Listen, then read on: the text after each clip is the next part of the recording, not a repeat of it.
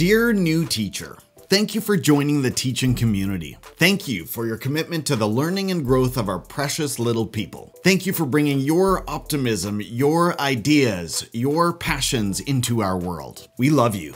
We need you, and we are so glad you're here. And it's because we appreciate you that we want to help you make it. We want to see you grow, not go. We want to see this work give you life, not take it from you. So with that in mind, here are 9 tips and strategies that will help you survive and thrive in your toughest years of teaching. Tip number 1.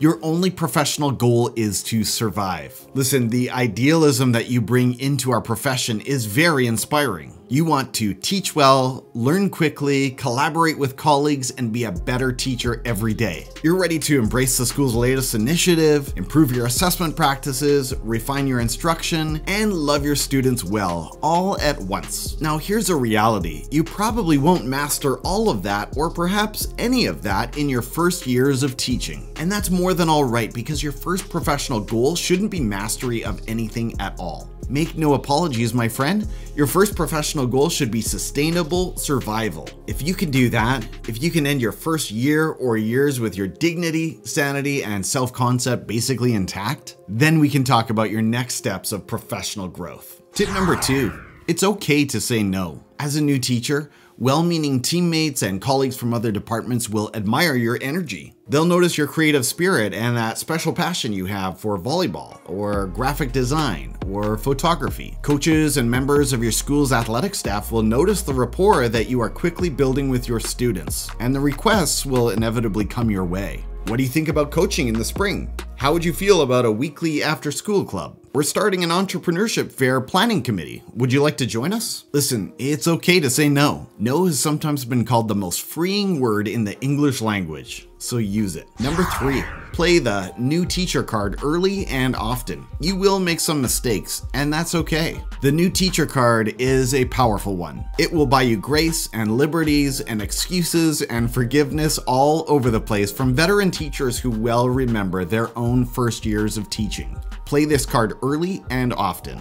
Tip number 4, beware of Parkinson's law. Set firm boundaries on work time. This might be my biggest tip of them all, so stay with me here. No, we're not talking about a disease. Parkinson's law states that work will expand to fill the time allotted for its completion. When you think about it, it's a really dangerous principle. Here's an honest admission. When I was a rookie 7th grade teacher, I would sometimes end the day so physically and emotionally and mentally exhausted that I would actually take a nap on the couch in my classroom at the end of the school day. After 20 to 30 minutes of snoozing, I would finally get up, collect my thoughts, grab a bite to eat, and then set about the work of preparing for the next day. I'll stay at school till I'm done, I thought. That way I could sleep well when I finally did go to bed, knowing that everything was set up and ready to go the next morning. One problem with that logic: Parkinson's law. By not putting a hard limit on my work time, my work would expand and expand and expand. Without the urgency of any deadline, my pace would slow to a very inefficient crawl. I could spend an hour designing a handout that was of little consequence for learning, convincing myself that this was critical because my students deserved the very best experience possible. Rookie teacher, I want you to watch something. Keep an eye on your colleagues that are married and have children. Now that may be your situation, but for many rookie teachers or new teachers, it's not. These teachers often leave the school building as quickly as possible at the end of the school day and spend as little personal time as possible on schoolwork. They don't have a choice either. The demands of their family or personal lives require absolute efficiency. You can learn from that efficiency. Set tough time limits on your work and get used to saying, "This is good enough for now." Number 5, take sick days without apology. It can be tempting as a new teacher to make sure I always show up, to maintain a bulletproof attendance record and play the role of Miss Reliable. My students may not be successful without me there, can be a tempting thought. But at some point over the 200 days of a typical school year, your body may not agree with your noble commitment to faithful attendance. The throat will get sore, the chills will appear, and those headaches will persist from day to day. Let me give you some frank advice and permission. Don't wait until you're kneeling over a toilet bowl in order to call in sick. Say goodbye to those ideas of letting down your colleagues or students. They'll be okay. When your body is screaming at you that it needs a break, take that sick day. You'll actually be doing your colleagues and students a favor. Number 6, mental health is health. This point is closely related to the last one, but it's so big that it deserves its own point on the list. I'll say it again, mental health is health. As a new teacher, it's quite likely that you'll feel mentally or emotionally overwhelmed at some point. It may be during the pressures of a reporting period. It may be after another long and angry email from those parents who are convinced that you hate their child even when you're doing everything in your power to support them. It may come after your 6th IEP meeting when it becomes apparent that you somehow missed an important piece of information from your student's psychological profile. Perhaps you start to notice that you dissolve into tears more often and more easily. Maybe you feel like you have no time or no emotional margin for friends and family outside of school. The light has gone out of your eyes and you start resenting everyone and everything around you. If you find yourself there, take a break. Call in sick because you really are sick, and don't feel bad about doing it. Mental health is health. It's not safe for others if you're in the building with flu symptoms, and it's also not safe for others if you're there and your sanity is hanging by a thread. So take that sick day.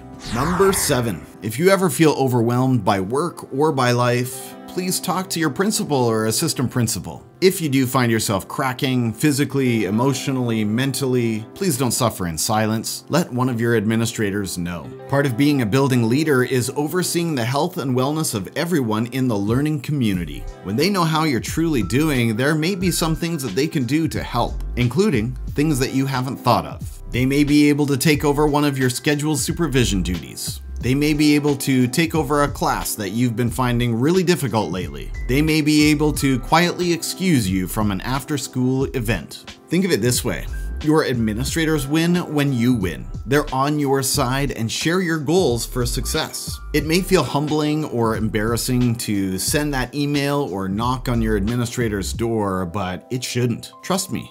They'll be glad that you shared. So let your administrators know when you're struggling. Number 8. Connect with other positive teachers on social media. Social media can be a powerful source of energy, ideas, and inspiration in education. So tap into it. Personally, when it comes to education content, my first stop is usually Twitter or X. You'll find me there at Teachers on Fire, and what I've found in my experience is that usually within 1 or 2 minutes in my feed, I can count on some interesting, helpful, or motivating content. Twitter can also be an amazing resource when you're looking for practical teaching solutions. As an example, I once reached out to my Twitter education community for some middle school math resources, and I was blown away by what I received. But maybe you're more of an Instagram person, or Facebook, or TikTok, or YouTube, or LinkedIn. If you know where to look, there are vibrant teaching communities on each one of those platforms. If you're not sure how to get started or connected on any one of those platforms, just find me at Teachers on Fire and follow the people that I'm following. If you tag me in a tweet or comment, I'll be happy to help you get connected. By connecting with the right people and building a positive professional learning network, you're inviting more joy, more optimism, more practical professional resources, even if it's only for a few minutes each day.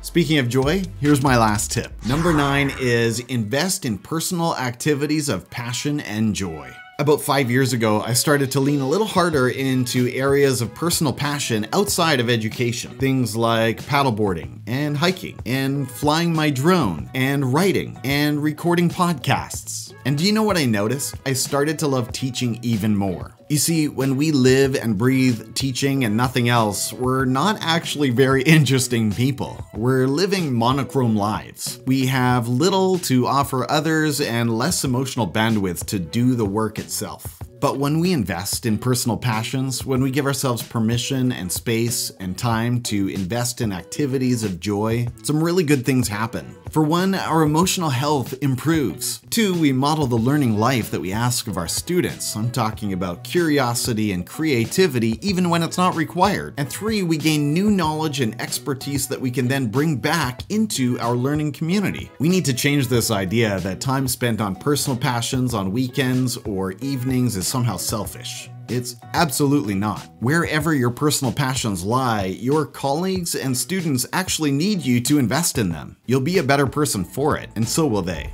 Dear teacher, welcome to the profession. You're in for an emotional ride like no other, and you will experience human rewards that few other careers can match. Between the tears of utter exhaustion and the moments of indescribable joy, remember this: you are more than your work. You are only as effective as a teacher as you are well as a person. We're in the learning business, but we're also in the people business. So take care of yourself first. I'm wishing you an incredible year. Hey, if this video has been helpful for you, would you do me a favor and pass it on to another new teacher who might find these words a little bit encouraging or inspiring in some way? Hit that like button, and I'll see you in the next video. Thank you so much. Bye-bye.